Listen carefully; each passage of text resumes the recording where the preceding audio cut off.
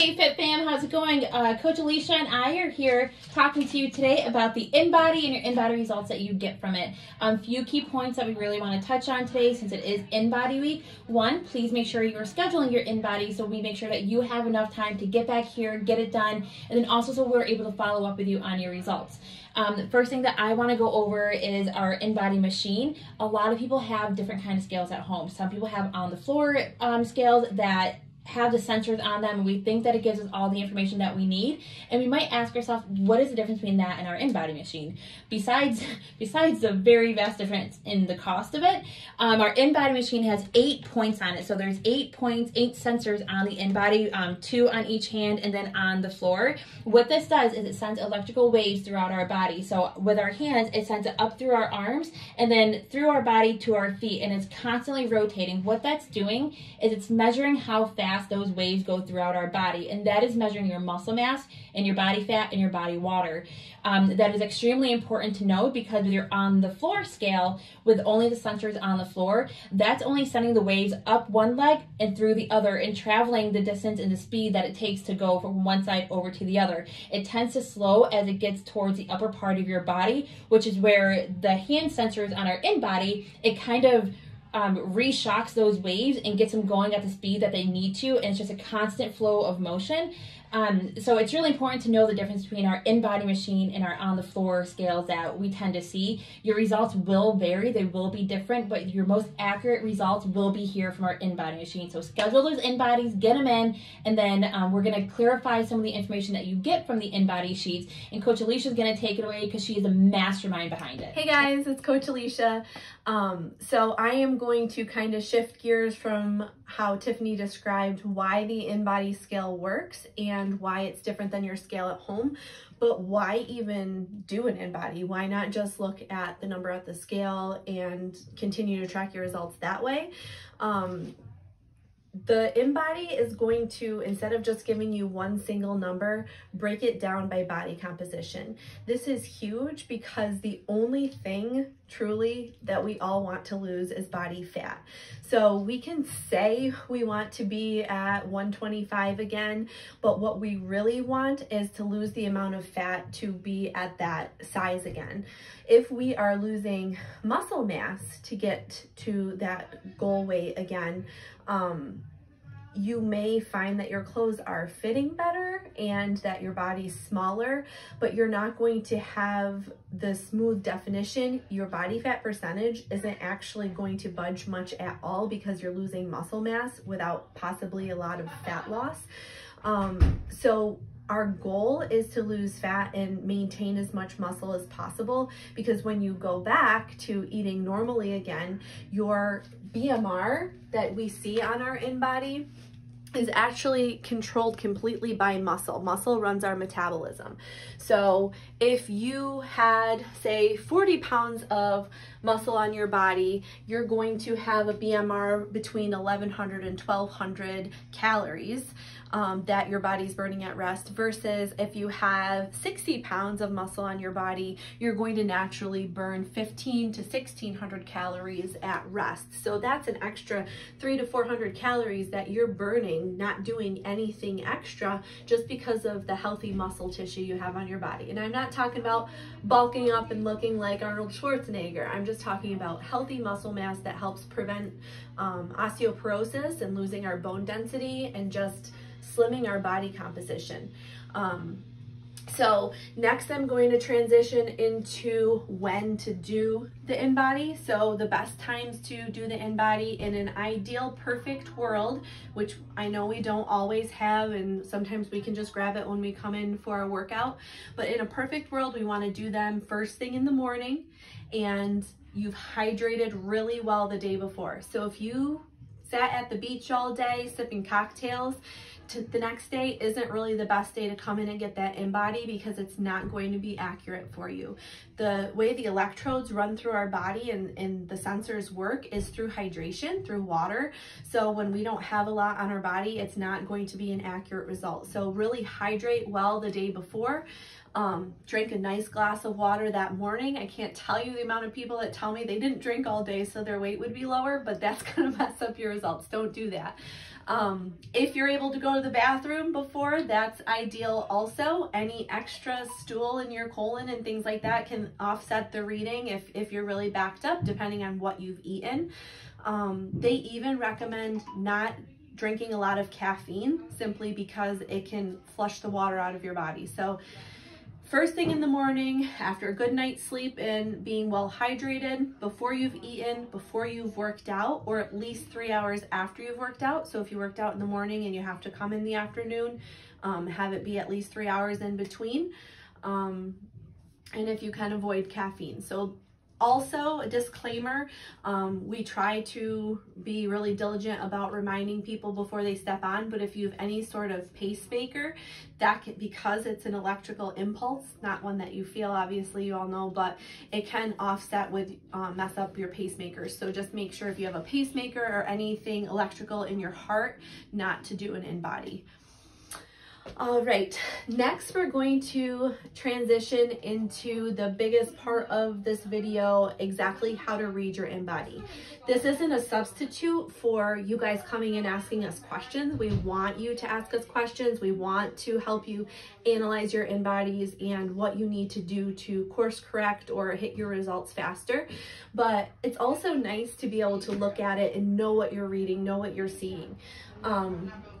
The first thing I would like to suggest to you is either to download the InBody app right on your phone. You get a link when you do your first InBody, or you can search it in your app store, or at least keep the paper InBodies from time to time in a binder so you can look back. How that's going to help you is mostly with your water weight, but you also can see a snapshot of any fat that you've lost and subtract it right from there, and muscle mass. So a quick glance at the InBody, there's a lot of different information. I know we've gone over this before in some of our nutrition seminars, but the big highlights that I want to point out to you, based on your weight, this is broken down into your water, your muscle, any connective tissues, so connective tissues, ligaments, tendons, that all makes up part of your mass, and your fat.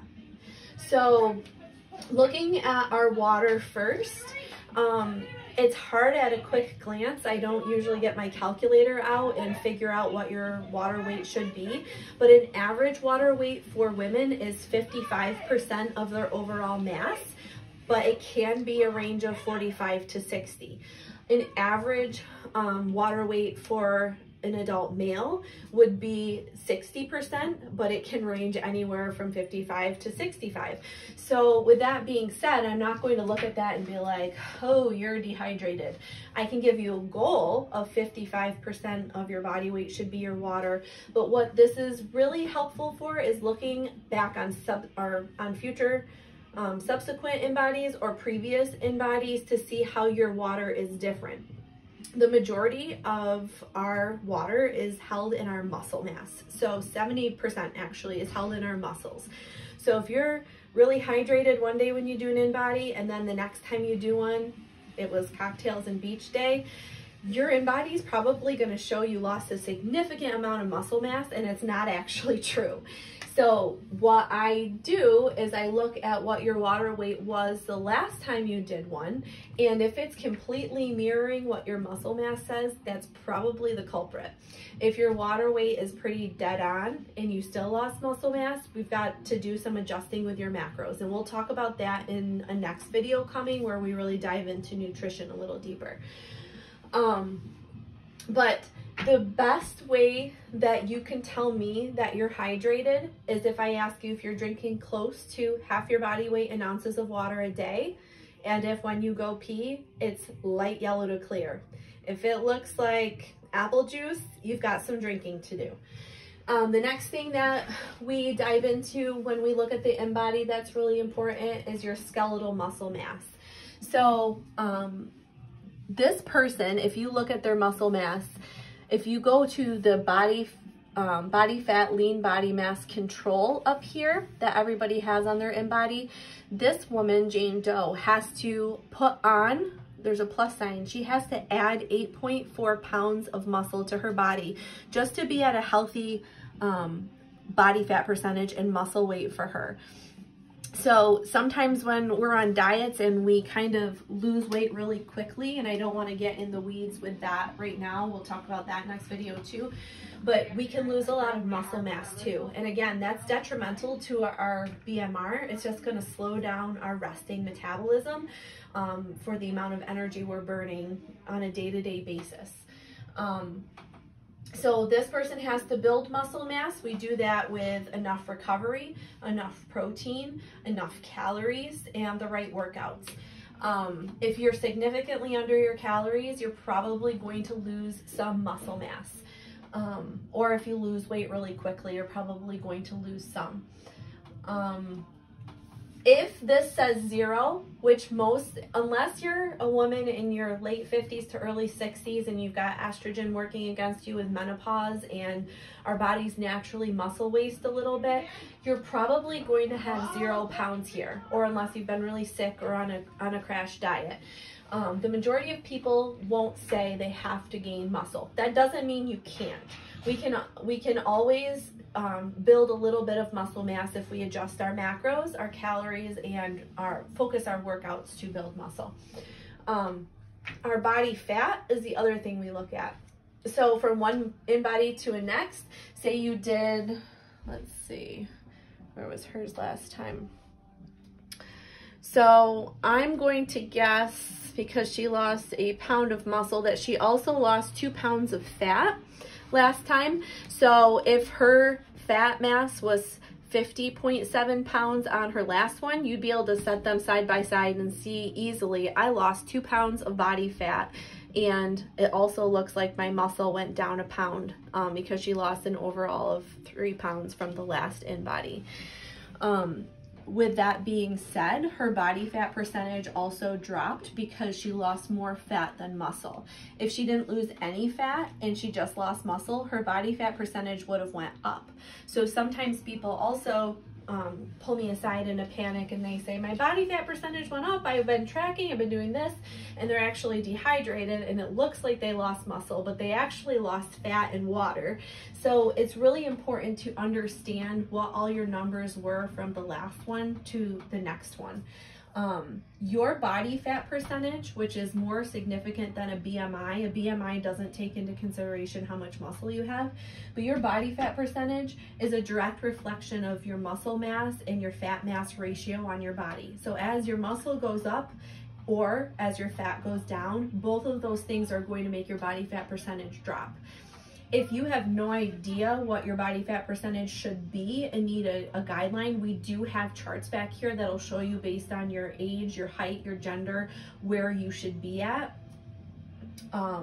So just pull one of us aside, we can show you the sheets, map out what your body fat percentage should be, and it'll show you an ideal body fat percentage. And then if you want to go one step further, an athletic body fat percentage where you have a little bit more muscle, a little bit less fat. So next, I just want to bring your attention to this part over here. So if you take a look at where this person has to lose 22 pounds of body fat, losing this amount of fat and gaining this amount of muscle is also going to get them to their ideal body fat percentage. So if they follow this recommendation over here, you will arrive at your ideal body fat percentage just by doing this. But if you want to know the actual number that you're striving for, we can point that out to you. Your lean body mass, one thing we use this as a guide for is the minimum amount of protein you should be eating every day. So even if you're not tracking or you're on vacation and you're not following your calories exactly, this person should still strive for 82 grams of protein a day in order to not waste her muscle mass and continue to maintain it.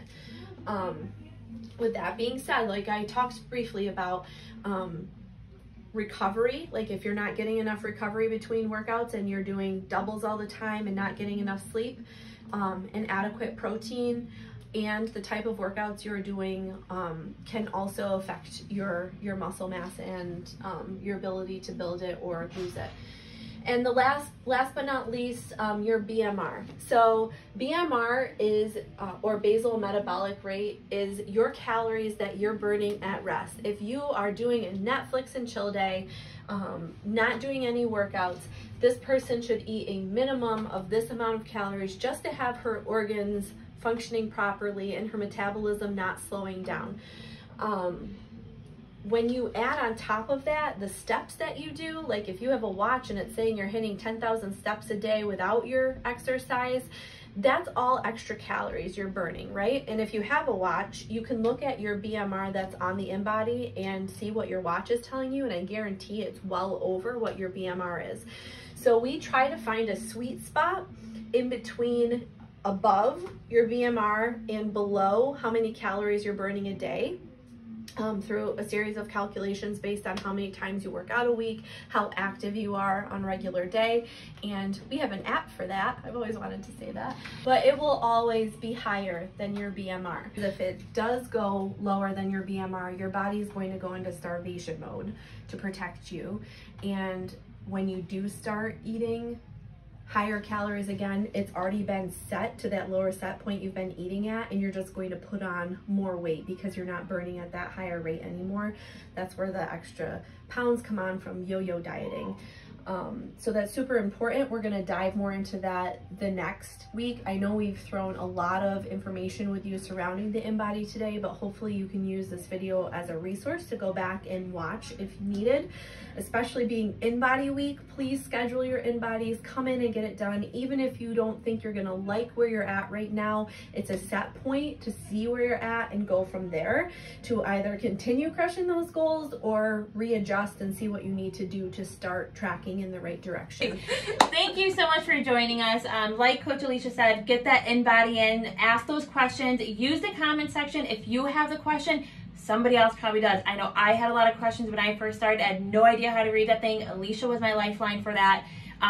Yeah, thank you guys for tuning in and listening. And yes, we want you to get those results. You have to be able to track your results in order to get them and know where you're at in order to turn it around. So come in, do an InBody. Nobody's going to, we're not the food police. We're not the food police. We just want to help you. subscribe and like.